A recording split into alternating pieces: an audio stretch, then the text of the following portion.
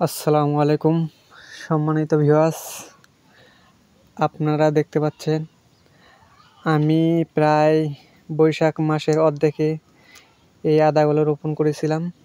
প্রায় 5 মাস হয়ে গেছে। 3 মাস পর্যন্ত ভালো ছিল এই আদার গ্রোথ, কালার এবং উচ্চতা এবং সুস্থবান।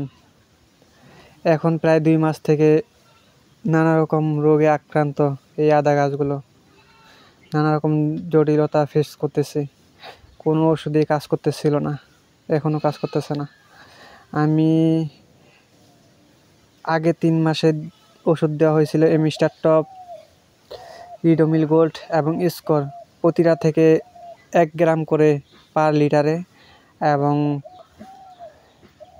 1 গ্রামে 4 ভাগের 1 ভাগ স্কোর দেওয়া হয়েছিল 1 লিটারে। ভালোই কাজ করেছিল প্রায় 3 মাস। আর এখন 2 মাস কোনো ওষুধে কাজ করতেছে না।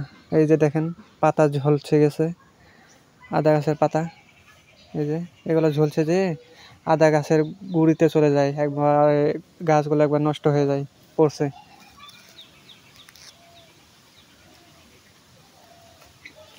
এখন নানা রকম জটিলতা ফেস করতেছে।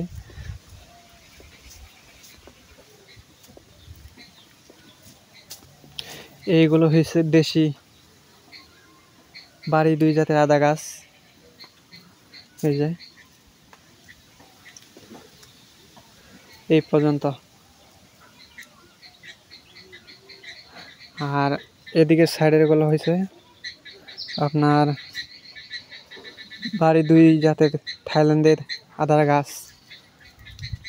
এই যে পাতাগুলো হলুদ হয়ে গেছে, হলুদ হয়ে পাতা ঝলছে, যে পাতা গাছ পছন্দ ধরে নষ্ট হয়ে যাচ্ছে। এতদিন বৃষ্টি ছিল তাও এত নষ্ট হয় নাই। এই কয়েকদিন বেশ গরমে প্রায় 37 ডিগ্রি সেলসিয়াস তাপমাত্রা 5-6 দিন ছিল। আর তার আগেও বেশ কয়েকদিন রোদ ছিল, মানে বৃষ্টি ছিল না। এই কারণে এই গাছগুলোর অবস্থা এরকম হয়ে গেছে, হলুদ হয়ে পাতা ঝলসে গেছে। আপনারা সবাই দোয়া করবেন।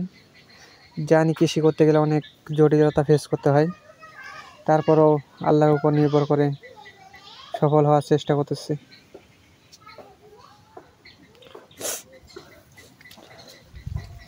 মনের মধ্যে আক্ষেপ থাকলেও করার কিছু নেই। এই যে গাছগুলো একবার হলুদ হয়ে গেছে, অনেক গাছ। এই বৃষ্টির শেষ সময়ে এসেও এত জটিলতা ফেস করতে হয়। এত জটিলতা ফেস করতে গেলেও এত সমস্যা হয়নি। প্রায় সপ্তাহে 1বার করে বীজ দিতেছে, তারপরেও কাজ করতেছে না। আল্লাহ ভরসা, আল্লাহ যা রাখছে কপাল তাই হবে। সবাই দোয়া করবেন আমার জন্য এবং আমার কৃষি পণ্য নিয়ে যেন এগোতে পারি। জানি কষ্টের মধ্যেই সুখ লুকিয়ে আছে।